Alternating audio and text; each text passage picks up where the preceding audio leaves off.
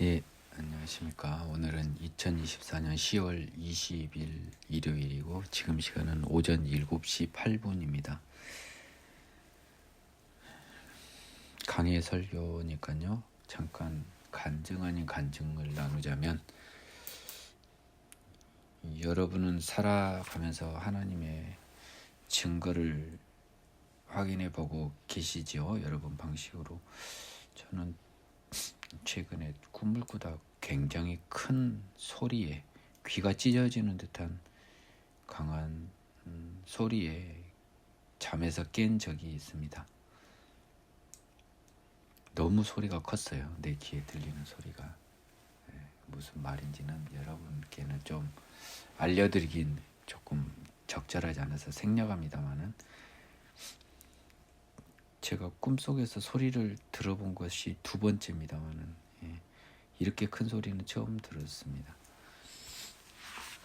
저의 어떤 영적 상태의 어떤 그 경계의 말씀이셨던 것 같아요. 그래서 다시금 그 마음을 다잡는 계기가 됐고, 나는 모르는 거죠. 그러니까 나의 상태를 나는 잘 모르는 겁니다. 하나님은 모르고 한 일은 책임을 묻지 않아요. 하나님을 모르는 일은 그것은 책임을 물어요. 하지만 하나님을 알고 하나님의 길을 가면서 마음속에 있는 양심이 침해를 받지 않는 부지중의 법만죄는 용서하지만, 그렇다고 하여 부지중에 짓는 죄를 하나님이 박수치지 않습니다. 그걸 줄여가야 한다는 것을 하나님은 늘 말씀하고 계십니다. 그런 마음으로 살아가는데 잘 모르죠. 그래서 그 대표적인 게 이제 뭐냐면 말입니다. 말. 제가 그 고백하지 않을 수 없는 게,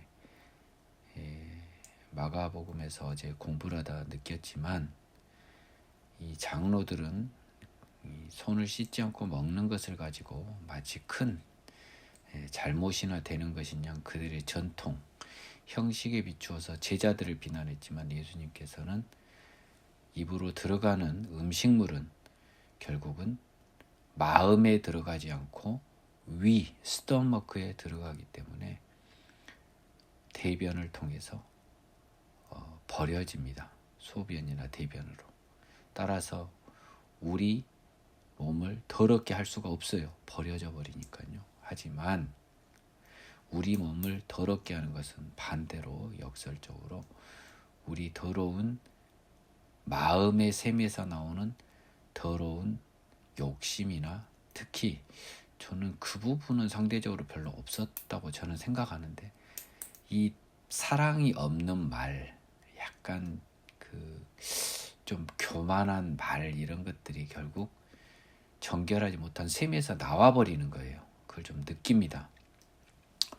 오늘 이 순간 가장 내게 필요한 것이 바로 이 내 마음의 샘을 정결하게 바꾸는 작업, 이것에 대한 갈망을 고백하고 그걸 기도하고, 여러분 모두에게도 같은 마음이 하나님 앞에 고백되어서 우리 모두가 하나님으로부터 정결한 샘을 허락받아서, 샘이 정결하면 깨끗한 물밖에 나올 수 없잖아요. 그렇죠? 샘 솟는 샘에서는 1급수에서는 1급수의 물이 나오는 거고, 5급수에서는 더러운 물이 나오겠죠. 1급수, 정말 깨끗한 물이 나오는 정결한 마음의 샘을 하나님의 능력으로 부여받기를 기도합니다. 우리가 이렇게 구하고 찾고 두드리고 하나님의 전능하심을 믿고 의지하고 나아갈 때, 그분은 분명 우리 마음에 거룩하고 정결한 샘을 허락하실 줄로 믿습니다. 오늘은 마태복음 10장을 들어가는 날입니다. 지난 시간까지 해서 우리가 한번 공부한 것을 살짝 보면요, 예수님께서 8장에서 나병 환자를 깨끗게 하셨고 백부장의 하인, 지금 계속 고치는 사역들이 나왔습니다. 그리고 바람과 바다를 잔잔케 하시면서 심지어 바람과 바다마저도, 그리고 귀신 들린 사람을 고침으로써 사단을 멸하고, 그리고 마태를 부르는 장면을 이야기했고, 금식 논쟁을 통해서 신약의 시대가 왔음을 선포하셨으며, 야이로의 딸과 못을 만진 여자, 그리고 계속 기적들이 나오죠. 그리고 말 못하는 사람들을 고치셨습니다. 그러면서 마지막으로 무리들을 위해서 양을 치는 목자가, 아니 추수할 일꾼, 양을 치는 목자라고 할 수 있겠죠. 부족하니까 그들을 보내소서 하라, 이 말 다음에 드디어 12 제자를 부르시다는 제목의 10장이 나옵니다. 그래서 지금 지난 시간에 마지막 절, 추수하는 주인에게 청하여 추수할 일꾼을 보내주소서 하라 하시니까 이게 뭐예요? 하나님께 대한 기도죠. 아마 예수님의 기도인데 사실상 제자들에게도 그것을 요청을 하셨던 것 같아요. 그래서 예수님께서 추수하는 주인에게, 하나님이시죠, 성부 하나님께 청하여 추수할 일꾼, 복음을 전하여 하나님 자녀를 이렇게 찾아오는, 만들어내는 그런 일꾼들을 보내달라라고 하는 그 말씀을 부탁했습니다. 자, 그러고 나서 시작되는 게 10장이에요. 자, 이제 드디어 추수하는 일꾼들을 부르고 있습니다. 이런 구조를 보시면 되겠어요. 여러분들이 성경을 보면서 이렇게 정신없이 읽지는 마세요. 여러분들의 능력을 온전히 기울여서 읽으시는 게 필요합니다. 예수께서 그의 12 제자를 부르사 더러운 귀신을 쫓아내며 모든 병과 모든 약한 것을 고치는 권능을 주시니라. 이 약한 것이라고 표현된 것은 sickness이기 때문에 사실은 병하고 똑같은 거예요. 다만 약간 정신적인 어떤 디지즈라는 게 좀 구체적인 병이라면 조금은 좀 추상적인, 예를 들면 정신병이라든지 뭐 이런 불안감이라든지, 아니면 어떻게 보면 시기, 질투, 뭐 미움, 증오, 이것도 다 마음의 죄 아니겠습니까? 이런 것들을 고치는 권능을 주셨는데요. 굉장히 여러분이, 저도 놓쳤는데요. 여러분이 절대 놓치지 말아야 될 게 있습니다. 이 당시는 지금 성령이 내려오지 않았어요. 일반적으로. 그렇죠? 그렇기 때문에 이 38절의 기도를 통해서요, 하나님은 일시적으로 사도들을 추수할 일꾼으로 보내십니다. 지금. 그러려면 그들에게 권능을 주셔야 되거든요.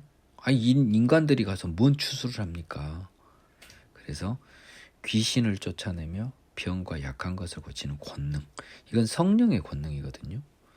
먼저 일시적으로 이 전도를 위해서 주신 거예요. 그러니까 성령의 일반적인 부여와 일시적인 부여를 여러분이 정말 조심해야 돼요. 지금 제가 퀴즈를 냈습니다만 지금 상황은요, 신약 시대가 아닙니다. 예수만 왔지 본질적으로 신약 시대는 성령 강림 이후에 신약 시대가 본격적으로 개막된 거지, 성령 기준으로는 아직 구약 시대예요. 따라서 일반적인 성령이 부여되지 않고 38절의 기도를 통해 지금 일시적 성령이 제자들에게 부여됐고, 더하여 이 권능, 귀신을 쫓아내며 병과 약한 것을 고치는 것은 그 12 제자들에게 허용된 것입니다. 우리에게 허용된 게 아니에요. 조심하시기 바랍니다. 여러분들도 이 권능을 나는 하나님의 자녀로 태어나면 주실 수 있다고 저는 믿고 있습니다. 다만 명시적으로 약속하진 않았어요. 우리는 항상 성경에 충실해야 됩니다. 이 말씀은 지금 사도들에게 한 거라고요. 그래서 제가 여러분들에게 굉장히 중요한 2가지의 그 강조점을 드립니다.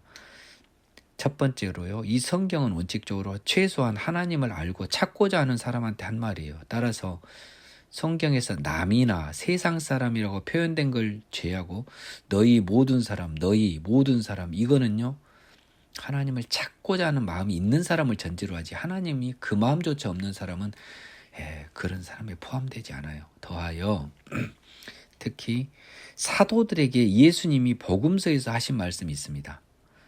그것은 사도들에게 한 거지 우리한테 또 한 게 아니에요. 요것을 또 잘 구분하실 수 있어야 돼요. 여러분이 은혜 속에서 받아내시기 바랍니다. 12사도 이름은 이러하니 베드로라는 시몬, 그 형제 안드레, 세베대 아들 야고보와 그 형제 요한, 빌립과 바돌로메, 그리고 도마와 세리, 마테, 알페와 아들 야고보와 다데오, 가나나인 시몬 및 가룟, 유다 곧 예수를 판 자라. 바돌로메, 나다네라고 이름이 동명이인 같다고 했습니다. 예수께서 이 12를 내보내시며 명하여 이르시되 이방인의 길로도 가지 말고 사마리아인의 고을도 가지 말고 들어가지 말고 오히려 이스라엘 집에 잃어버린 양에게로 가라. 가면서 전파하여 말하되 천국이 가까이 왔다 하고 병든 자를 고치며 죽은 자를 살리며 나병 환자를 깨끗하게 하며 귀신을 쫓아내되 너희가 거저 받았으니 거저 주라. 사도들한테 한 말입니다. 지금 이것을 여러분에게 적용하지는 마세요. 다만 예수님은 그 권능을 준 12사도들로 하여금 먼저 이스라엘 집에 잃어버린 양에게로 갔습니다. 그리고 천국을 전파했습니다. 권능을 줬습니다. 따라서 이스라엘이 핑계치 못할 거예요. 거꾸로 이제 이스라엘이 핑계치 못한 근거가 됩니다. 너희 전대에 금이나 은이나 동을 가지지 말고 여행을 위하여 배낭이나 두벌 옷이나 신이나 지팡이를 가지지 말라. 이는 일꾼이 자기의 먹을 것을 받는 것이 마땅함이니라. 돈이나 필요한 모든 것을 의지하지 말라.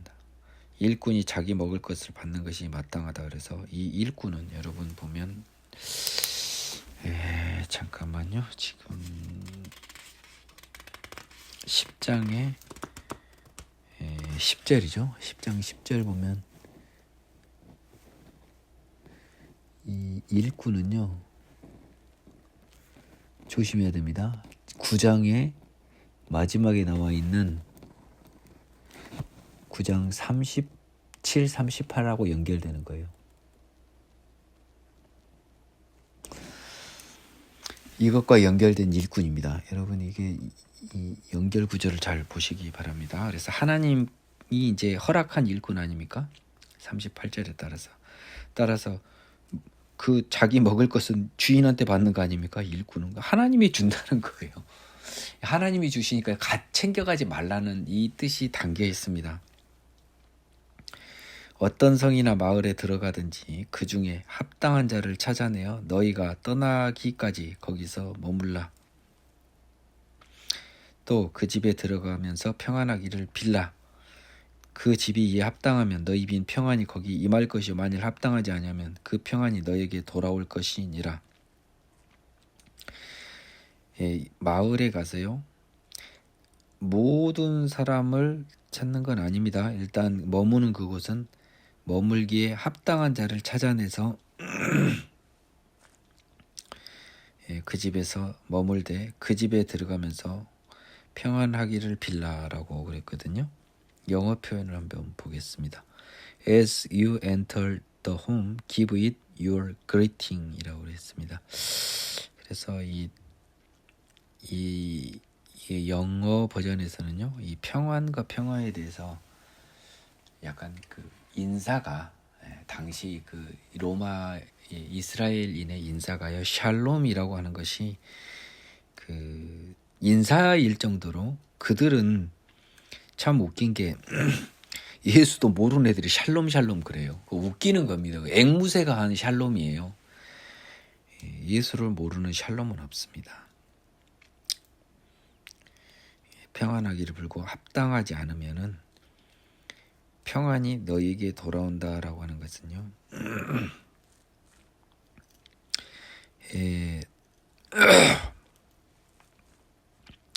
이 12절에서는 6월 그리팅이라고 했지만 13절에서는 피스란 말이 나옵니다. 따라서 그리팅 그 자체가 샬롬 평안을 의미하는 것은 분명해요. 그래서 그 집이 합당하면 평안이 임한다 그러면 예수님의 그 순간적인 지금 성령입니다. 지금 계속 일시적인 성령이에요. 합당하지 않으면 돌아온다는 겁니다. 그래서 합당한 집이 있고 합당하지 않은 집이 있는 것을 여러분이 눈치를 챌 수 있어야 됩니다. 이 기준은 우리는 몰라요. 하나님 기준입니다. 구원에 있어서 하나님의 주권, 일시적인 성령 부여에 있어서도 하나님의 주권이 적용되는 겁니다. 누구든지 왜냐하면 여러분 보십시오. 합당한 자를 찾는 것은 누구예요? 제자들입니다. 그렇죠? 합당한 자를 찾아내는 사람은 제자들이지만 비록 제자들이 찾아낸 그 합당한 집이라도 하나님 기준으로 합당하지 아니하면 그 평안은 임할 수가 없는 거예요. 굉장히 무서운 말입니다. 그래서 우리는 이 13절을 인정할 수밖에 없지만 한편 우리는 모든 사람을 사도가 아닌 우리들도 요즘 세상의 모든 사람을 하나님의 자녀로 간주는 하지만 우리가 이 전한 말이 그들 마음에 들어가는 것과 다시 우리에게로 되돌아오는 것은 우리의 손에 있지 않습니다. 누구든지 너희를 영접하지도 아니하고 너희 말을 듣지도 아니하거든 그 집이나 성에서 나가 너희 발의 먼지를 떨어버리라. 내가 진실로 너희에게 이르노니 심판 날에 소돔과 고모라 땅이 그 성보다 견디기 쉬우리라. 사도들한테 한 말이 여러분 떨지 마세요. 16장 보라 내가 너희를 보냄이 양을 이리 가운데로 보냄과 같도다. 그러므로 너희는 뱀같이 지혜롭고 비둘기같이 순결하라. 사람들을 삼가라. 그들이 너희를 공회에 넘겨주겠고 그들의 회당에서 채찍질하리라. 또 너희가 나로 말미암아 총독들과 임금들 앞에 끌려가리니 이는 그들과 이방인들에게 증거가 되게 하려 하심이라. 너희를 넘겨줄 때 어떻게 또는 무엇을 말할까 염려하지 말라. 그때 너희에게 할 말을 주시리니 말하는 이는 너희가 아니라 너희 속에 말씀하시는 이 곧 너희 아버지의 성령이시니라. 16절과 17에서 20절을 나눠서 볼게요. 사도들에게 이 세상이라고 하는 이리때에 속해 이 순결한 양을 보내기 때문에요. 우리는 굉장히 지혜롭고 뱀같이 좀 냉철한 지혜가 필요하다는 겁니다. 또한 그 더러운 곳에 가서 물들지 않게 항상 순결하고 깨끗할 것을 요청하십니다. 더러운 애들한테 보내는 거니까 이 말을 특히 하고 있는 거예요. 물들지 말아라. 하지만 너희들이 분명 이리하고 양을 보면 양이 더 약하잖아요. 그렇죠? 그렇기 때문에 항상 지혜로워야 된다 이 말은 하나님을 의지하고 그리고 또 이 뱀 같은 지혜니까요. 약간은 좀 이 영어 표현을 보겠습니다. Therefore be as shrewd as snake라고 해서요. 이 shrewd는 좀 단순한 지혜가 아니라 굉장히 나쁘게 보면 약삭빠른 같이 보면 굉장한 그 민첩한 지혜를 요하거든요. 따라서 그때그때 굉장히 지혜롭게 행동을 해야 되는데 저는 이것을 이 NIV 성경은 슈르드라고 했는데 이 동사, 이 형용사를 조금 받아들이기는 좀 쉽지 않네요. 슈르드라고 하는 동사는 나중에 어디에 나오냐면 누가복음에 나오는 불의한 청지기에도 이 영어 동사가 이 형용사가 나오거든요. 이 청지기를 굉장히 지혜롭다고 하면서 이 슈르드라고 하는 동사를 썼어요. 이 동사는 지혜로운 건데 좀 부정적으로 얍삽하게 지혜로운 것을 말하고 있는 것 같더라고요. 영어 표현이 제가 원어민처럼은 하지 못하지만 근데 여기서 과연 이런 느낌인가는 조금 헷갈립니다. 다만 그 킹제임스 버전에서는 한번 봐보겠습니다. 16절이죠. 예. 와이스라는 단어를 썼거든요. 굳이 슈루드를 써야 할까 하는 생각이 좀 들어요. 저는 와이즈가 더 맞을 것 같습니다. 근데 이제 17절부터 20절이 여러분들이 어떻게 생각하실지 모르지만 저도 쭉 넘어왔거든요.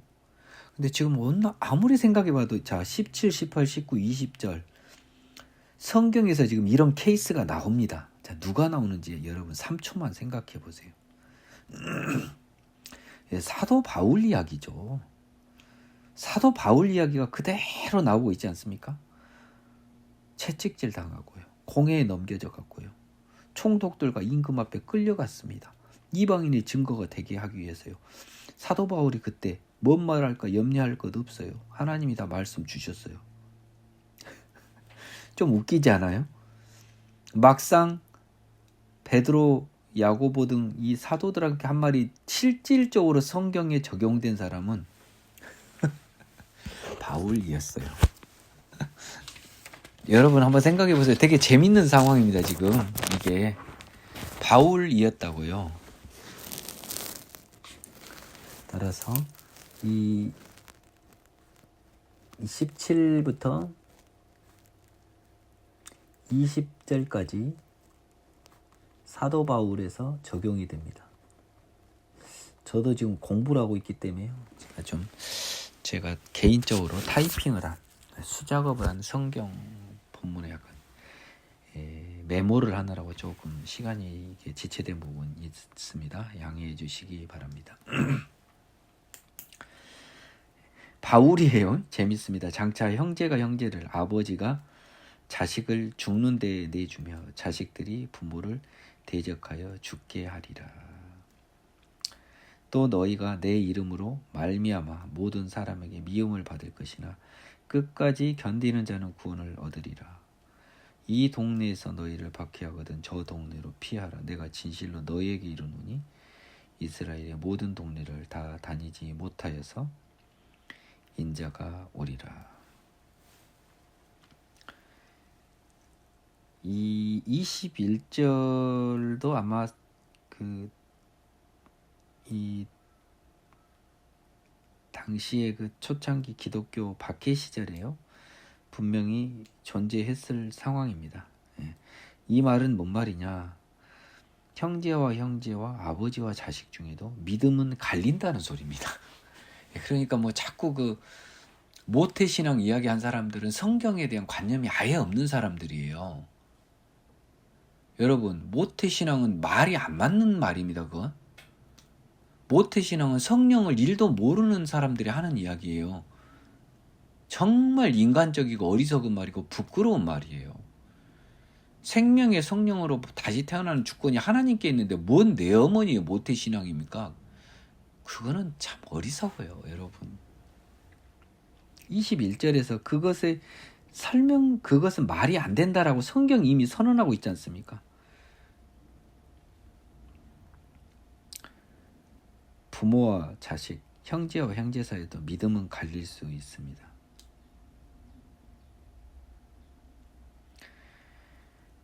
이 23절에서 인자는 결국은 온 것은요, 여기서 말하는 것은 이 십자가의 사역을 의미하는 것으로 보여집니다. 그래서 결국 이 이스라엘의 모든 동네가 다 다니지 못한 그 상황에서도 인자는 온다.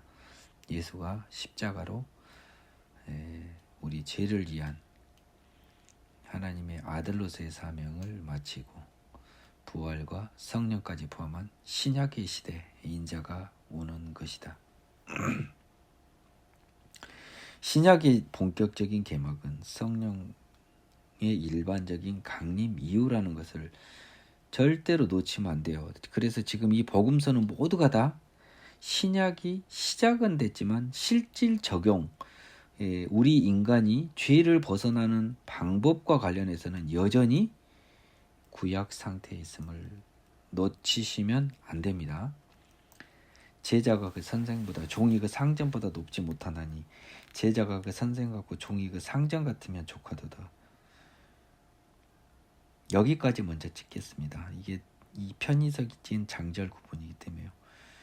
우리가 예수님을 따라가는 것은 당연한 거죠. 근데 우리한테 큰 위안을 주십니다. 근데 너희가 예수보다는 높지 못하니까 따라가려는 그 마음, 그리고 그 정도 같이 가려고 하는 그 마음으로도 족하다는 거예요.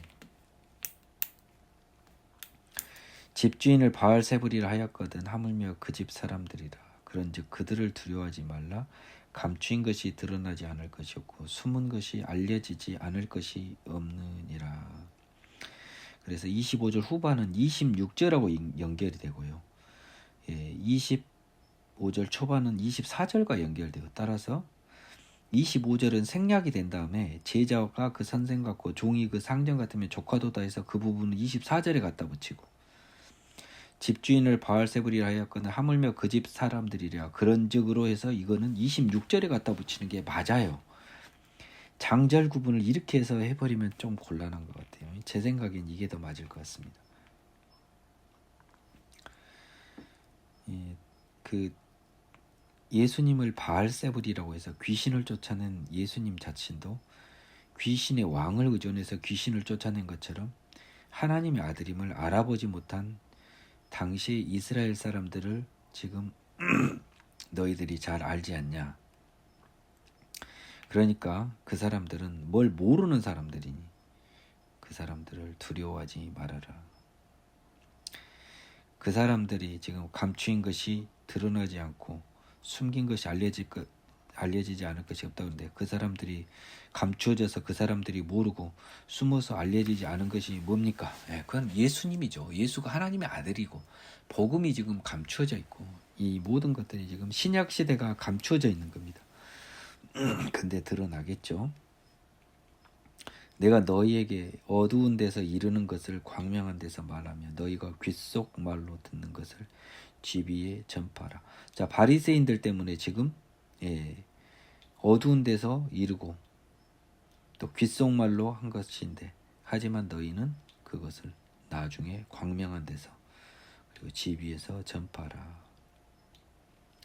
몸은 죽여도 영혼은 능히 죽이지 못하는 자들을 두려워하지 말고 오직 몸과 영혼을 능히 지옥에 멸하실 수 있는 이를 두려워하라 라고 해서요.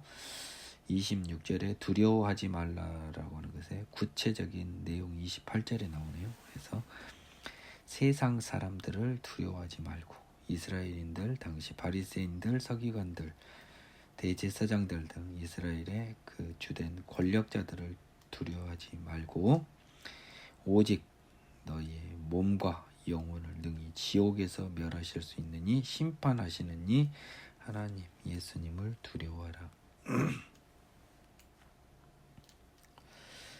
참새 2마리가 한 아사리온에 팔리지 않느냐. 그러나 너희 아버지께서 허락하지 아니하시면 그 하나도 땅에 떨어지지 아니하니라. 너희에게는 머리털까지 다 세신 바 되었나니. 두려워하지 말라. 너희는 많은 참새보다 귀하니라. 28절을 통해서 오직 하나님만을 두려워하고 세상을 두려워하지 말라. 그 근거가 나옵니다. 참새도 여러분, 참새가 팔리려면 잡혀야 되잖아요. 그렇죠? 잡혀고 결국 죽겠죠? 참새고기가 맛있나 봐요. 근데 하나님이 허락하지 않으면 잡히지 않는 거죠. 땅에 떨어지지 않는단 말은요. 그러니까 참새를 하기가 살아서 잡겠습니까? 죽여서 팔게니까 죽지 않는다는 겁니다. 참새의 죽음도 하나님 손에 달려 있는데 너희는 하나님이 너무 잘한다는 거죠. 자, 여러분 여기서 너희 이런 거 조심하라는 거예요. 이건 즉각적으로는 사도들을 말해요. 사도들을 말한다고요. 물론 이건 우리에게도 적용이 될 수 있습니다. 이 말씀은요. 사도들에게 적용되는 것과 우리들에 적용되는 것이 다른 경우가 간혹 있어요. 대부분 적용됩니다. 안 되는 게 몇몇 있습니다. 대표적인 게 나중에 살펴볼 성령을 수여하는 능력이 사도들에게는 있었어요. 이게 굉장히 본질적인 차이입니다. 우리는 너무 잘하시는 거예요. 하느님이. 참새보다 귀하잖아요. 그럼 뭔 말이에요? 너희 목숨은 하나님이 허락하지 아니하면 땅에 안 떨어진다, 안 죽는다. 그러니까 두려워하지 말라라는 것에 이어지는 거예요. 구조를 잘 보시기 바랍니다. 누구든지 사람 앞에서 나를 시인하면 나도 하늘에 계신 내 아버지 앞에서 그를 시인할 것이요, 누구든지 사람 앞에서 나를 부인하면 나도 하늘에 계신 내 아버지 앞에서 그를 부인하리라. 예, 사람이라고 하는 건 이 세상 사람 아니겠습니까? 예. 당시에 이 사람들 앞에서 예수를 시인하는 것이 쉬웠어요? 어려웠습니다. 예. 베드로의 케이스를 보면 잘 아시죠? 예. 따라서 이 acknowledge me before others라고 해서 다른 사람들입니다. 사람은 acknowledge라고 하는 단어를 썼습니다. 한번 킹제임스 버전을 보겠습니다. confess라는 단어를 썼습니다. 고백하다라는 단어를 썼는데요. 저는 이 confess라고 하는 단어가 조금 더 어울리는 것 같습니다. acknowledge보다는 조금 이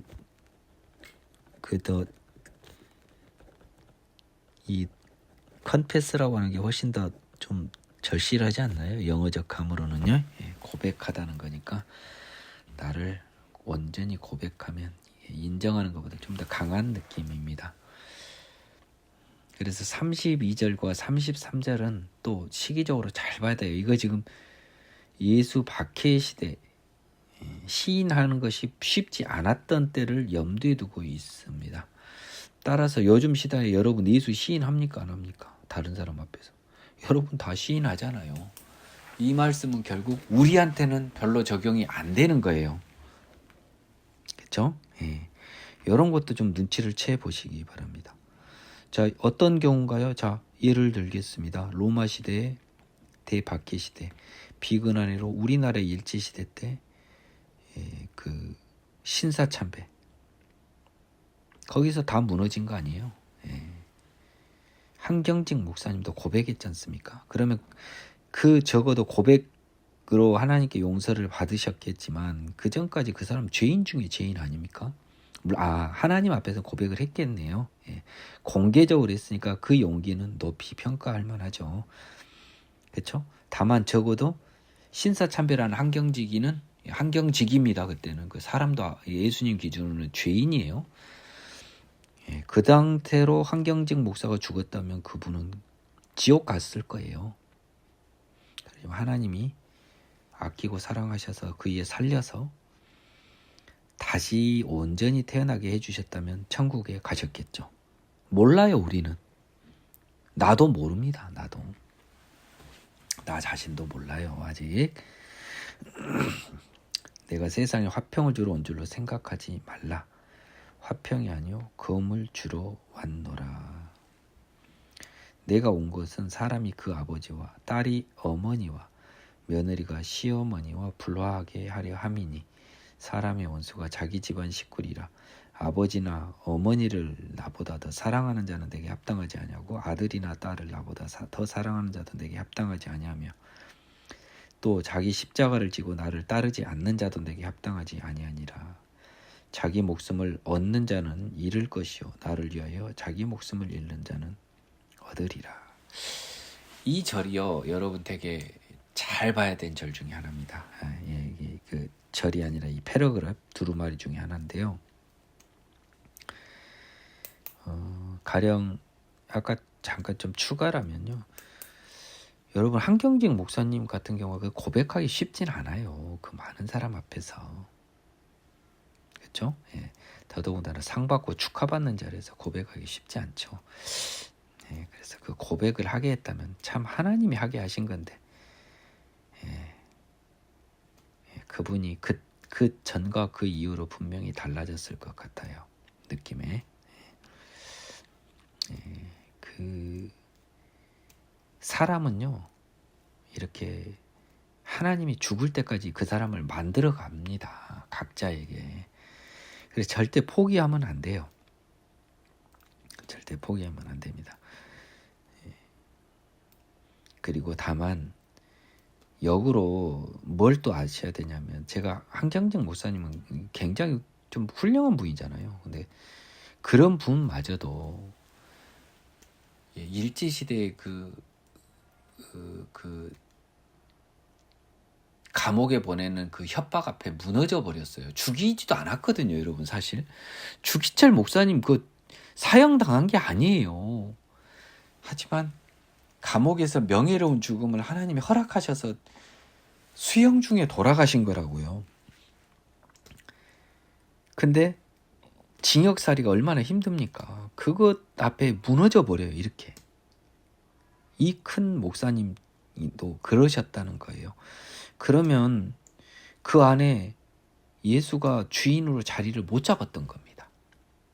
그렇기 때문에 여러분, 예수가 주인으로 자리를 잡는다는 게 정말 어려운 거고요. 더하여 만일 한경직 목사님이 그 상태에서 돌아가셨다, 신사참배를 하면서 돌아가셨다고 생각해 보자고요. 그리고 나서 예를 들면은 돌아와서 하나님, 제가 신사참배를 했네요, 죄송해요, 이렇게 돌아가셨다면 그분 지옥 가요. 근데 신사참배를 하고 나서 다음 신사참배 때, 만일 신사참배가 일회성이라면 이제 이걸로도 지옥 가지는 않겠지만, 신사참배는 일회성이 아닐 것 같거든요, 제 느낌엔. 명절 때마다 이게 있었을 것 같은데, 일회성으로 아니고 계속하면 그거는 그 당시 기준은 한경직 할아버지라도 다 지옥 갑니다. 제가 그랬어도 저도 당연히 지옥 가죠. 어쩔 수 없습니다. 그건 하나님의 공의예요. 이거를 여러분 좀 우습게 생각하시면 안 됩니다. 그래서 우리 믿음이라고 하는 게 여러분들의 말장난으로 되는 게 아니에요. 나의 말장난으로 되지 않아요. 우리가 변화해 온전히 새 사람 되어 예수에 의해서 지배받는 몸이 돼야 돼요. 아니, 주기철 목사는 뭔 감옥이 좋아서 감옥을 갑니까? 인간 주기철이가 그걸 한 게 아니에요.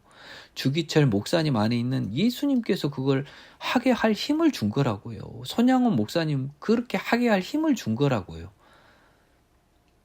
한경직 목사 그 힘이 없었던 거라고요.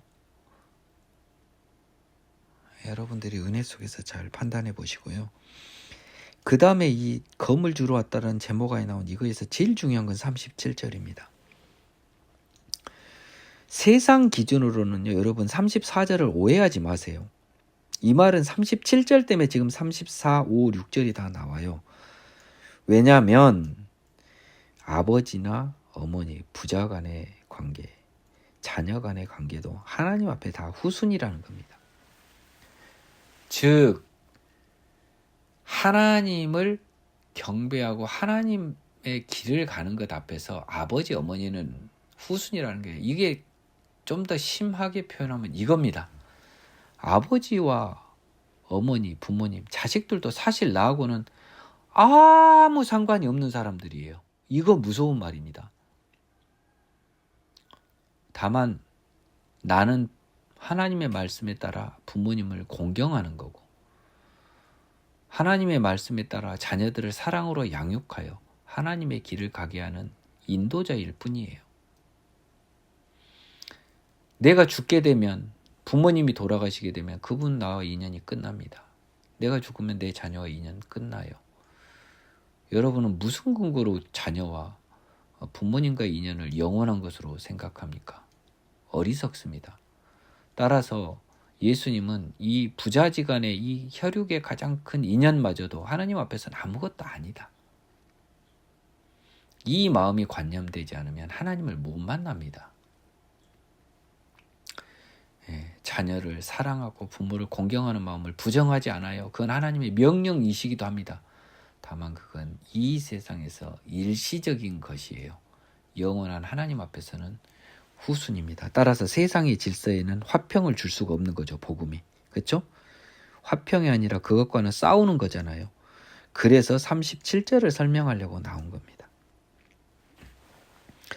자, 또한 이렇게 세상과 모든 것을 전련하고 오직 하나님 앞에 모든 것, 심지어 자녀와 부모마저도 후순위로 한 우리에게 또 요구한 게 있습니다. 뭐냐? 네 목숨마저 버려라. 육의 목숨마저 버려라. 참 심한 거 요구하시잖아요. 그렇죠? 우리가 인간이 할 수 없는 걸 요구하세요. 그러니까 이것을 우리 인간의 힘으로 할 수 있겠습니까? 할 수 없겠죠. 39절 처음에 나온 목숨은 육의 목숨입니다. 얻게 되는 생명은 영적 생명이겠고요. 따라서 39절의 목숨은 여러분들의 그 육적인 목숨입니다. 인간의 생명, 이 세상의 내 생명을 하나님 앞에 버리시라는 겁니다. 그러면 영원한 생명을 얻는다는 복음의 역설.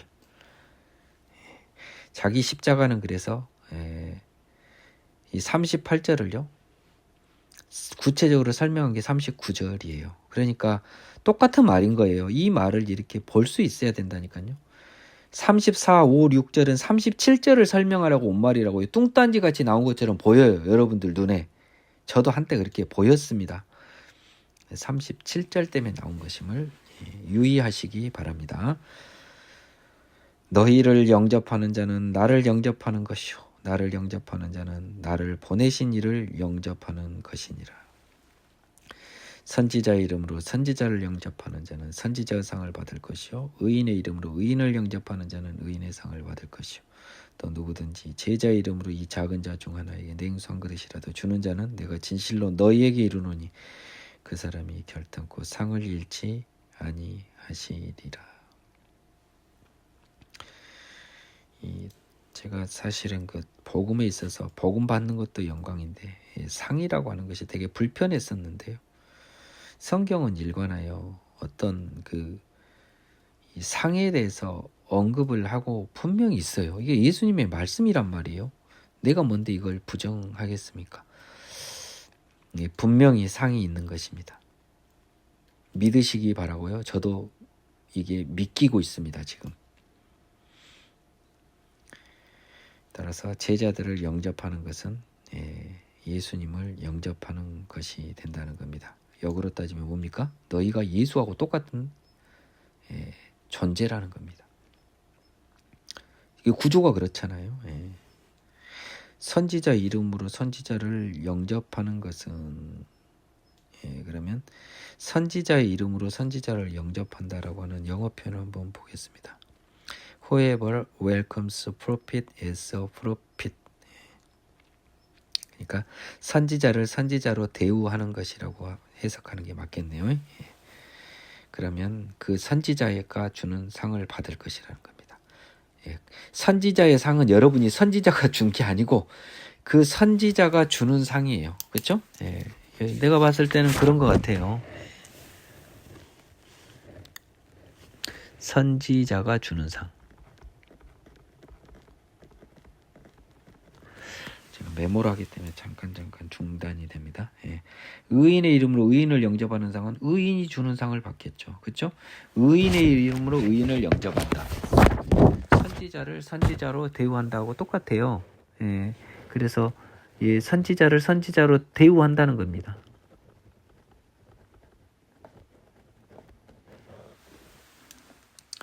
그러면 선지자는 뭐예요? 여러분 이게 조심하십시오. 이게 지금 너무너무 재밌어요. 지금 보니까 뭐냐면 이 선지자 이름으로 선지자를 영접하는 자는 선지자의 상을 받는데 상 준 사람이 누굽니까? 선지자예요. 의인의 이름으로 의인을 의인답게 영접하는 자, 의인으로 영접하는 자는 그 의인이 주는 상을 받을 것입니다. 그러니까 예수님을 예수님답게 영접하면, 하느님의 아들을 하느님답게 영접하면 하느님의 상을 받겠죠. 그렇죠? 누구든지 제자 이름으로 이 작은 자 중 하나로 냉수 한 그릇이라도 주는 자는, 자 이제 봅시다. 제자 이름으로 작은 자 냉수 한 그릇 주는 건 뭡니까? 제자를 제자로 대접하는 거잖아요. 지금 똑같은 말이에요. 그러면 원래는 뭐가 줘요? 제자가 주는 상을 받아야 되죠. 그렇잖아요. 이 구조가 그렇잖아요. 근데 여러분 보십시오. 그런데 그게 구조가 살짝 바뀌는 거예요. 그 사람이 결단코 상을 잃지 아니하는데 상을 제자들이 줄 수 있어요, 없어요? 제자들이 뭔 상을 줘요? 예수님의 상을 받게 되는 거예요. 그래서 제자들을 예수님하고 똑같이 쳐주는 겁니다. 예. 그래서 이 상을 받을 사람이라고 하는 것에서는요, 예, 너희들을 영접하는 사람들은 내가 갚는다, 하나님이 갚는다라고 하는 그 말이 지금 써져 있는 겁니다. 40절을 자세히 설명한 게 지금 41, 2절이에요. 예. 12절 들어갑니다. 예. 예수께서 12 제자에게 명하시기를 마치시고 이에 그들의 여러 동네 가서 가르치시며 전도하려고 거기를 떠나가시니라. 세례 요한이 옥에서 그리스도께서 하신 일을 듣고 제자들을 보내 예수께 여짜오되 오실 그이가 당신이 오니까 우리가 다른 일을 기다릴까. 이 당시는 지금 세례 요한이 죽지 않은 상황입니다. 네, 그 상황이 그래요. 그래서 우리가 다른 사람을 기다리니까 메시아가 당신이 맞습니까? 라고 물어봅니다. 예수께서 대답하여 이르시되 너희가 가서, 지금 세례 요한은 메시아의 길을 예비하는 사람이잖아요. 광야에서 외치는 사람의 소리, 외치는 자 하지 말고 외치는 사람의 소리, 오실 길을 준비하라, 곧게 하라, 평탄케 하라 라고 한 그 메시아 이전에 회개 사명을 띤 세례 요한마저 예수를 혼동하고 있는 것을 여러분 유의하시기 바랍니다. 예수님이 요한에게 알리되 뭘 알리라고 했냐. 맹인이 보면 못 걷는 사람이 걸으며 나병 환자가 깨끗함을 받으며 못 듣는 자가 들으며 죽은 자가 살아나며. 자, 여기까지는 과거에 엘리야 엘리사 시대도 다 있었어요. 자, 못 걷는 사람이 걸으면 성경에서는 못 봤습니다만은 맹인이 봄에도 못 봤네요. 예, 이 두 가지는 지금 못 봤습니다. 나병 환자 나온 거 봤어요. 예. 못 듣는 자가 듣는 거 이것도 못 봤지만 죽은 자가 살아난 건 또 봤습니다. 근데 죽은 자가 살아난 것이 그 모든 것보다 크잖아요. 예? 못 듣는 거 듣는 것보다 죽은 자 살아난 게 제일 크잖아요. 근데 그 엘리야 엘리사 다 이런 일이 있었단 말이에요. 자, 그런데 가난한 자에게 복음이 전파된 사실은 있었어요, 없었어요? 네, 없었습니다. 따라서 이 세례 요한한테 마지막으로 가난한 자에게 복음이 전파된다라고 하는 말을 함으로써 잘 내가 메시아라는 걸 말씀하고 계시는 거죠. 누구든지 나로 말미암아 실족하지 아니하는 자는 복이 있도다 하시니라. 이게 여러분 굉장히 중요합니다. Blessed is anyone who does not stumble on account of me라고 해서요.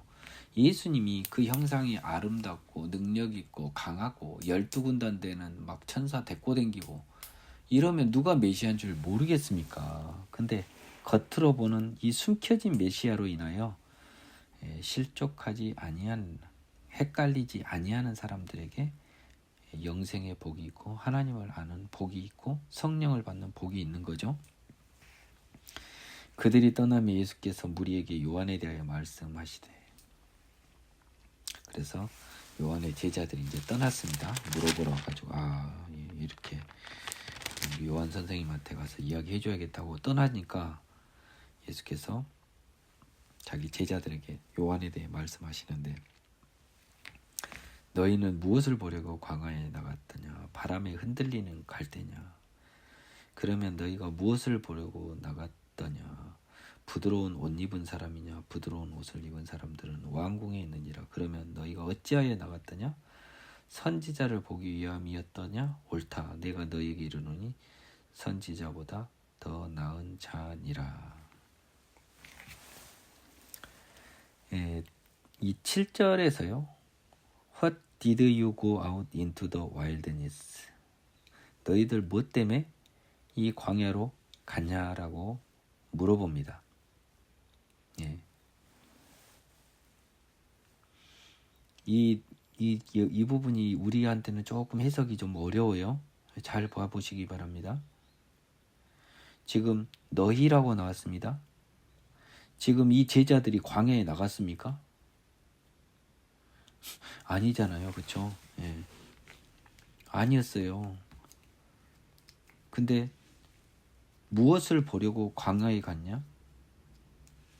부드러운 옷, 이거 세상적인 부나 권위, 이건 왕궁에 있고 왜 어찌하여 갔냐는 거예요. 선지자를 보기 위함이었더냐? 옳다.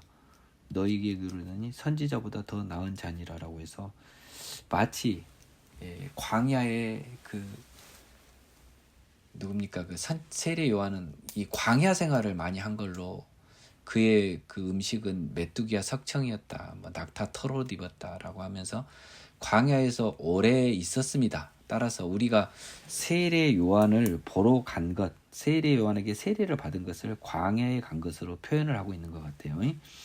그래서 우리가 세례 요한을 굳이 만난 거는 선지자이기 때문에 간 거 아니냐는 거예요. 그 사람한테 가서 돈 받으러 간 거 아니고 그 사람한테 가서 명예를 받으려고 한 것은 아니었다는 겁니다.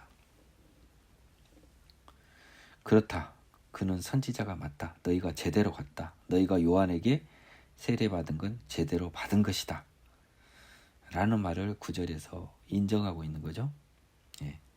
근데 그 사람은 선지자보다 더 나은 자랍니다. 기록된 바 이사야서가 또 나와요. 보라 내가 내 사자를 여러분 자꾸 사자를 자꾸 헷갈리는데 심부름꾼입니다. 영어로는 엔젤, 메신저예요. 심부름꾼. 보라 내가 내 사자를 내 앞에 보내노니 그가 네 길을 네 앞에 준비하리라 하신 것이 이 사람에 대한 말씀이니라 라고 했습니다. 여러분 요거 퀴즈 퀴즈 낼 테니까 조심하세요. 자 10절에서 지금 그 약 니 해서 너로 표현된 니는 누굽니까? 여러분들입니까? 진짜 조심해야 돼. 이거 사람들이 많이 속을 수 있어요.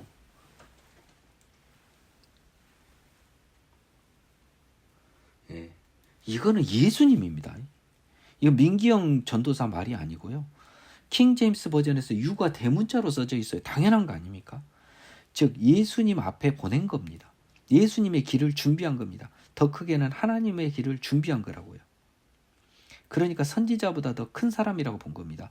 근데 제가 이 누차 말씀드렸지만 이 길이 무슨 길이었습니까? 뭐가 이 길이었습니까? 회개라는 거예요. 회개가 하나님이 오실 길이 되는 겁니다. 따라서 온전한 회개의 길을 마련하지 못한 사람한테는 하나님이 못 와요. 길이 없어서. 내가 진실로 너에게 말하는 여자가 낳은 자 중에 세례 요한보다 큰 이가 일어남이 없도다. 그러나 천국에서는 극히 작은 자라도 그보다 크니라. 자, 여기도 먼저 제가 해석을 해드릴게요. 오늘은 11장까지만 하겠습니다. 욕심내지 않겠습니다. 자, 11장 11절이 여러분 굉장히 중요한 장입니다. 이 절입니다. 여러분이 오해를 많이 해요. 천국에서 가장 작은 자도 그보다 크다고 해버리니까 이게 세례요한 뭐지 이게 오해를 많이. 여러분 이거 정말 조심해야 돼요.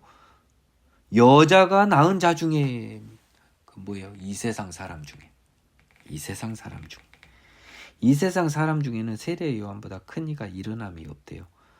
그러나 천국에서는 극히 작은 자라도 하나님의 아들 신령한 몸으로 부활한 사람은 그보다 크다. 그는 뭐예요? 천국에 있는 세례 요한이 아니에요. 여러분 세례 요한은 얼마나 큰 상을 받았겠어요. 허나만한 소리를 하고 있어요. 이 세상 여자가 낳은 세례 요한보다 크다는 거예요. 오해하지 마세요. 여러분이 뭔 세례 요한보다 커요. 여러분의 상이 나의 상이 뭔 세례 요한보다 커요. 여자가 낳은 세례 요한, 인간 세례 요한보다는 천국에서 가장 낮은 상급을 받은 천국의 자녀라도 그보다는 클 거 아닙니까? 여자가 낳은 세례 요한보다. 12절 세례 요한의 때로부터 지금까지 천국은 침노를 당하는 침노하는 자는 빼앗느니라. 모든 선지자와 율법이 예언한 것은 요한까지니 만일 너희가 즐겨 받을진대 오리라 한 엘리야가 곧 이 사람이니라. 귀 있는 자는 들을지어다. 이것도 매우 중요하죠. 자, 여러분 from to라고 하는 것이 나올 겁니다. 제 영어 번역입니다. 그래서 세례 요한의 때부터 until now는요. from until로 썼습니다. from to나 until이나 똑같죠. 지금까지 천국이 침노를 당하고 있습니다. 이건 영어 표현이 어떻게 됐나 한번 봐보겠습니다. 11절이죠. 12절입니다. 똑같이 영어 표현은 재밌게 됐네요. 킹 제임스와 NIV 버전이 똑같네요. 바이오런스라고 해서요. 바이오런트는 원래 폭동이라는 거잖아요. 그러니까 뭔가 천국이 지금 난리가 난 상황이 된다는 겁니다. 우리나라 말 기준으로는요. 그전에는 그런 적이 없었다는 거예요. 근데 저는 이 침노를 당한다고 하는 이 표현을요, 저는 굉장히 잘한 번역이라고 보고 싶어요. 왜냐? 그리고 침노하는 자는 빼앗는다라고 하는 건데요. 이 번역을 너무너무 잘한 번역이에요. 누가 하셨는지 모르지만, 근데 영적으로 눈이 안 열린 사람에는 굉장히 뚱딴지 같고 이해가 안 가요. 자, 왜 이해가 안 가는지 이유를 말씀드리겠습니다.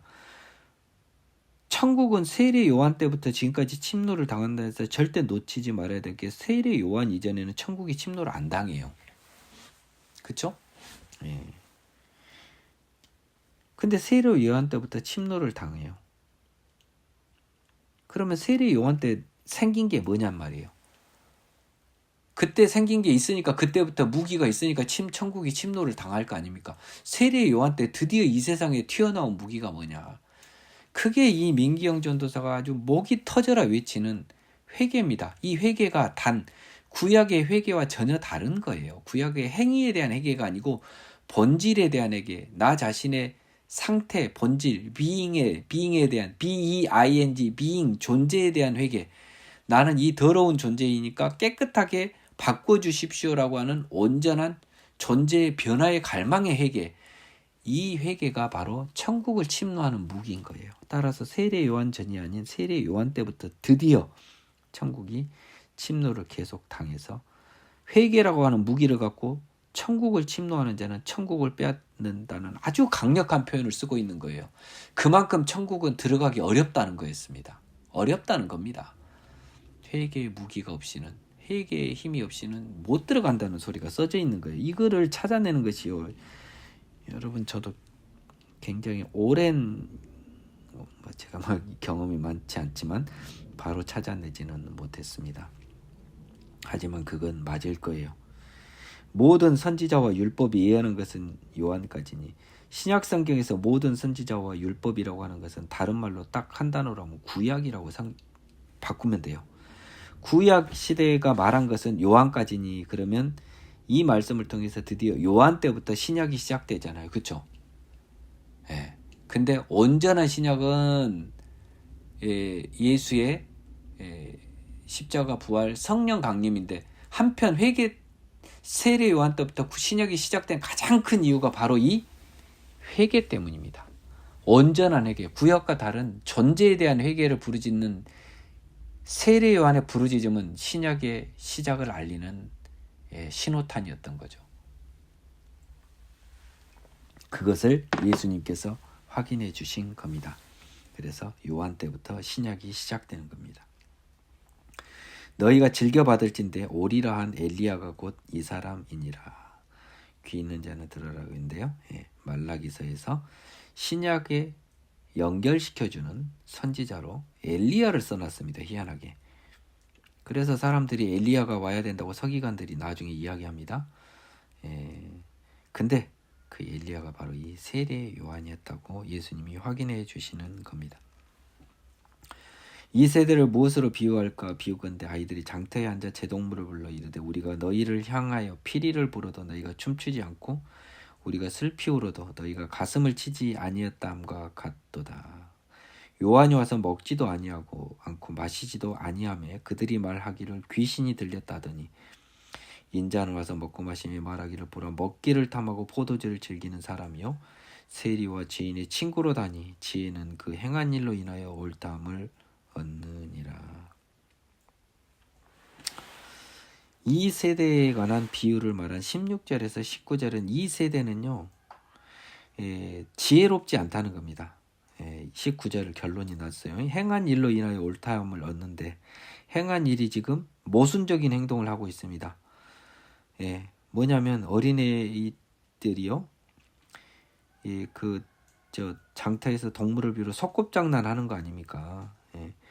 너희를 향하여 피리로 불어도 춤추지 않고 슬피 울어도 가슴 치지 아니했다라고 한 것은 뭐냐면요, 이게 이 세대는 어린아이하고 같이 어리석어요.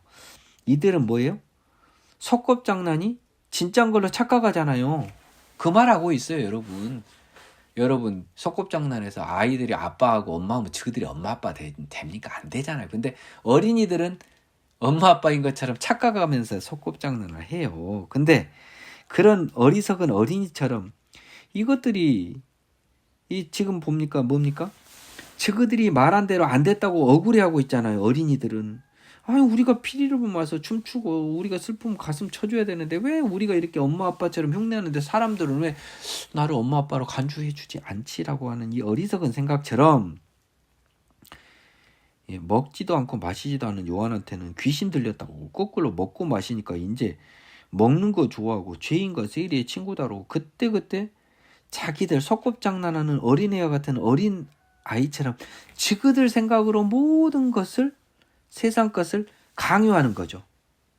자기들의 어리석은 생각으로 지금 강요하고 있는 거예요. 어린아이들이 지금 소꿉장난한 애들이 어린아이들이 어른한테 강요하고 억지 부리는 것과 비슷한 모습을 지금 이 세상 사람들은 요한과 예수님에게 강요하고 있는 거예요.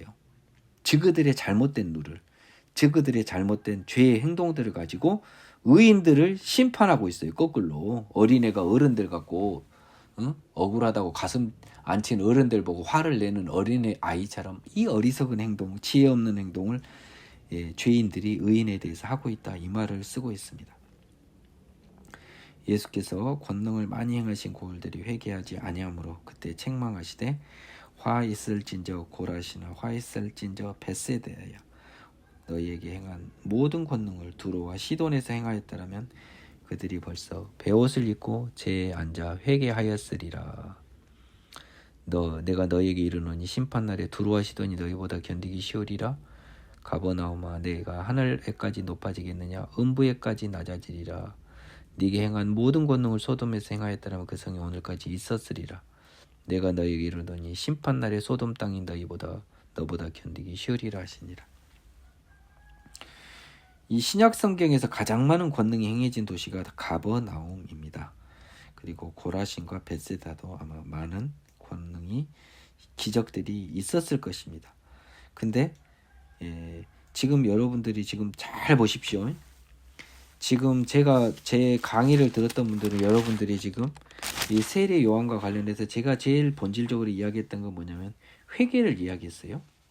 그리고 16절 17절에서는 이 세상 사람들이 어리석음을 예수님이 이야기하고 있습니다. 그러면 어리석은 이 사람들은 무엇을 안 하는 거예요? 회개를 안 하는 거예요. 자, 이게 이제 20절에 나옵니다. 그래서 오히려 권능을 많이 한 고을들이 거꾸로 신약의 신호탄인 회개, 죄사함을 부르는 회개를 하지 않아요. 근데 사실은 이 회개는 어떻게 보면 하나님이 주셔야 돼요. 근데 기적을 봤으니까 회개할 거리가 생겼잖아요. 기적을 봤으니까 드디어 메시아가 왔구나. 메시아에 대한 차고 넘치는 증거를 다 줬잖아요. 그러면 세례 요한이 말한 회개, 세례 요한이 말한 회개는요, 여러분 성경에 써지지 않았지만요, 존재에 대한 회개를 부르짖었던 것으로 보여져요. 안 그러면 회개란 말이 할 필요가 없는 거죠. 여러분 죄 지은 사람이 하는 회개, 행위의 회개면 그냥 그때그때 하면 되잖아요. 가슴 치면서. 그런데 본질에 대한 회개는 차원이 다른 겁니다. 그래서 이 본질에 대한, 예수님도 말씀하신 이 회개는 본질에 대한 회개예요. 본질에 대한 회개를 한 수많은 기적을 본 사람들이 안 해. 그래서 그들은 예수를 보고도 회개하지 않은 자들이니까 구약시대의 사람들보다 더 큰 벌에 처해질 것이라는 말이 써져 있습니다. 그 말이 지금 24절까지 써져 있어요. 구약시대는 예수를 못 보고 망했지만 예수 보고 망한 애들은 더 큰 벌을 당하지 않겠냐? 눈으로 보고도 하나님의 아들을 눈으로 보고도 뉘우치지 못한 사람들을 꾸짖고 있습니다. 그때 예수께서 대답하여 이르시되 천지의 주제이신 아버지여, 이것을 지혜롭고 슬기 있는 자들에게는 숨기시고 어린 아이들에게는 나타내심을 감사하나이다. 옳소이다. 이렇게 된 것이 아버지의 뜻이니이다. 내 아버지께서 모든 것을 내게 주셨으니 아버지 외에는 아들 아는 자가 없고 아들과 또 아들의 소원대로 계시를 받은 자에는 아버지를 아는 자가 없느니라. 수고하고 무거운 짐진 자들아 다 내게로 오라. 내가 너희를 쉬게 하리라. 나는 마음이 온유하고 겸손하니 나의 멍에를 메고 내게 배우라. 그리하면 너희 마음이 쉼을 얻으리니 이는 내 멍에는 쉽고 내 짐은 가벼움이라 하시니라. 그래서 이제 온전한 회개의 길을 따라 메시아를 알고 예수를 알게 된 사람들한테 이제 하나님 예수님께서 그 독백을 하나님께 올리는 겁니다. 왜냐하면 지금 이 많은 기적 앞에서도 회개를 하지 않았잖아요. 그래서 예수님께서 뭐라고 말씀하시냐? 하나님, 지혜롭고 슬기 있는 자들, 세상적인 지혜입니다. 이 나의 비밀이 다 감춰지고 어린아이들, 어리석은 자들, 비천한 자들에게 나타내심을 감사합니다. 그런데 이게 하나님의 뜻이라는 겁니다. 이 무서운 말입니다. 그러니까 세상적 지혜와 능력과 지위가 하나님의 자녀를 담보하는 것이 아닙니다. 오히려 반대가 되어버립니다. 세상에서 어린아이는요, 여러분, 여기서는요, 굉장히 어리석은 것으로 가면 안 돼요.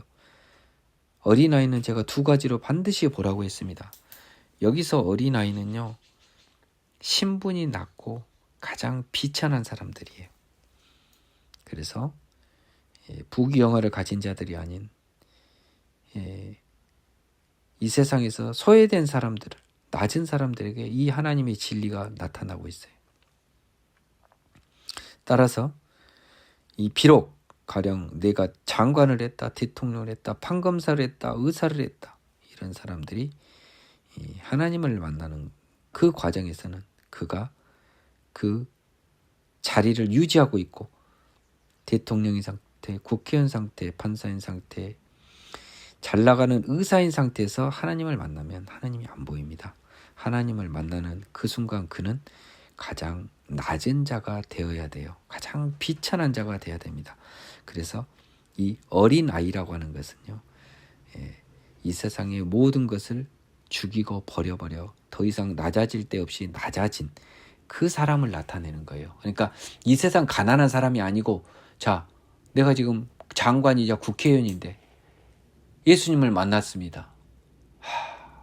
이게 껍데기 무슨 소용이냐?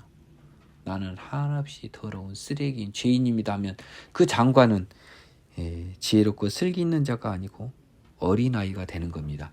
이 어린아이가 된 그 장관에게 하나님의 복음이 나타난 거죠. 이건 하나님의 뜻입니다.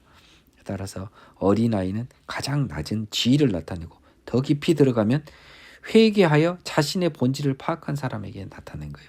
이것까지 들어가는 게 이것까지 이해하는 게 아주 중요해요. 하나님이 모든 것을 내게 주셨으니 아버지 외에는 아들을 아는 자가 없고 아들과 아들의 소원의 계시를 받은 자 외에는 아버지를 아는 자가 없다는, 아버지와 아들은 동일해요. 그 말은 뭔 말이냐면 나를 아는 사람은 하나님과 하나님의 뜻대로 또는 예수님의 소원대로 계시를 받은 자 외에는 이 아버지와 아들을 다 똑같이 봐버리세요. 그냥 구분하지 마십시오. 아버지께서 모든 것을 내게 주셨으니 이 말에서 이미 게임이 끝나버렸어요. 뭔 말이에요? 나랑 아버지가 하나예요. 이제 여러분 헷갈리지 마세요. 이제 이 다음부터는 아버지가 모든 걸 내게 주셨으면 나와 아버지는 동일합니다. 그래서 나와 아버지는 똑같은데, 따라서 우리 둘은 똑같은데 아버지 외에는, 이 말은 뭐예요? 아버지와 나는 똑같은데, 그러니까 아버지와 아들 밖에는 우리를 모르는데, 여기서 무서운 말이 아들과 또 아들의 소원대로 계시를 받는 자라고 하는 것이 뭡니까? 뭔가 이거 진짜 무서운 말이에요. 오늘 하나님의 자녀된 사람이죠. 예수님의 뜻대로 하나님의 계시를 받아 성령으로 다시 태어난 사람들이죠. 그러면 그 사람들은 아들과 똑같은 거예요. 그럼 아버지를 아는 자가 없으니까 아버지하고 하나가 되는 겁니다. 이 27절에 굉장히 많은 것이 들어있어요. 자꾸 아버지가 모든 걸 주셨다니까 세상에 권능 막 이런 거 막 이거 생각 1차원적으로 생각하고 거기에 머무르시지 마시고 아버지께서 모든 것을 내게 주셨으면 나랑 아버지는 똑같은 거 아닙니까? 그렇잖아요. 예. 이러한 인간이지만 하나님인 나를 아버지 외에는 모르는 거잖아요. 또 나와 또 내 세운대로 계시를 받은 자에는 하나님을 아는 자가 없어요. 근데 당시 기준으로 하나님 아는 사람이 수두룩 그 천지 빛가리로 널렸다고 하죠. 경상도 사람들 표현하면 유대에 널렸습니다. 하나님을. 근데 예수님은 뭐라고 해요? 나만 하나님을 온전히 알고 또 뭐예요? 나의 소원대로 계시를 받아 생명의 성령, 나중에 로마서 8장에 나오는 생명의 성령으로 태어나지 못한 사람은 하나님을 모른다고 해버려요. 유대인들 입장에서는 참 받아들이기 힘든 말이에요. 그들은 여호와 하나님을 누구보다 잘한다고 생각하는데 예수님은 그들을 하나님을 모르는 자라고 해버립니다. 그래서 수고하고 무거운 짐진 자들은 누굽니까? 내게로 와라 너희를 쉬게 하라는 뭡니까? 아들의 소원대로 계시를 받는 자한테 지금 한 말입니다. 이거 여러분들이 잘 읽어야 돼요. 그러니까 그냥 이 수고하고 무거운 짐진 자다가 툭 튀어나왔습니까? 아니죠. 아들의 소원대로 계시를 받아 하나님을 아는 자한테 지금 한 말입니다. 그런 자들아 내게로 오라 너희를 쉬게 하라. 나는 마음이 온유하고 겸손하니 나의 멍에를 메고 내게 배우라. 그리하면 너희 마음이 뭘 얻냐 봤더니 쉼을 얻는데요. 야, 이게 평안 아닙니까? 예, 평안입니다. 쉼이라고 하는 게요.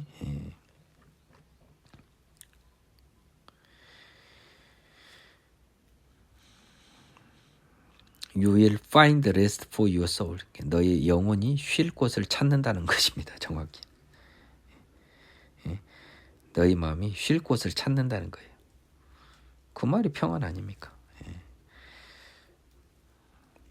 쉬게 한다고 합니다. I'll give you rest.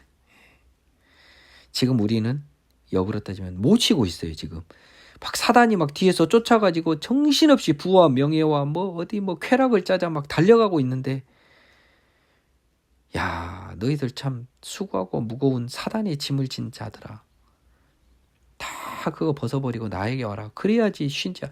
너희들이 지금 도움이 된다고 생각하는 부와 명예와 쾌락은 사실 너희를 힘들게 하는 거야. 너희가 못 쉬게 하는 거야. 나는 사단과 달리 마음이 온유하고 겸손하니까. 역으로 뭐예요? 너희를 부려먹지 않고 너희들을 구원하러 온 사람이라고. 사단은 우리를 부려먹고 있잖아요 지금. 그러니까 나의 멍에를 한번 매봐라. 멍에라 무거울 것 같지? 아니야. 그리고 나한테 배우라. 어려울 것 같지? 아니야. 너희들 나의 멍에는 가벼워. 그리고 내가 가르치는 멍에인 짐은 내 멍에는 쉽고 또 그 멍에에 있는 그 멍에에 따라 지어질 너의 짐, 즉 내게 배워서 나의 교훈을 따라하는 것이 겁나 무거워 보여요. 내 멍에는 엄청 어려워 보입니다. 사단의 마음에 잡혀있는 사람에게는요. 하지만 생명의 성령의 법으로 탁 짐을 벗어버리니까 내 멍에는 쉽고 짐이 가벼워지는 겁니다. 이것이요 아들의 소원대로 계시를 받은 자, 그래서 하나님을 아는 자에게 부여되는 특권인 거예요. 그렇지 않은 자에게는요 하나님이 주신 짐은 훨씬 어렵고요 멍에는 그 짐은 세상의 짐보다 훨씬 무겁습니다. 이것이 쉽고 가벼운 것은 오직 온전히 계시를 받아 생명의 성령으로 태어나 하나님을 온전히 아는 길밖에는 없어요. 은혜 속에서 이 모든 말씀을 여러분들의 것으로 만드시고요. 성경의 모든 말씀들이 그냥 눈으로 자울자울해서 읽고 그냥 정신 팔려서 읽는 게 아니고 여러분 일생일대 가장 중요한 시험 문제지를 읽는 긴장감을, 갈망을 가지고, 긴장감을 가지고, 절실함을 가지고 성경을 읽어 나가시기 바랍니다. 그러한 절실함과 갈망을 가지고 성경을 읽는 영원한 생명과 하나님을 알기 위해서 이 그 절실함을 갖고 성경을 읽는 그 사람에게 하나님이 주시는 놀라운 은혜를 여러분 모두가 맛보시기를 기도합니다. 오늘은 여기까지입니다.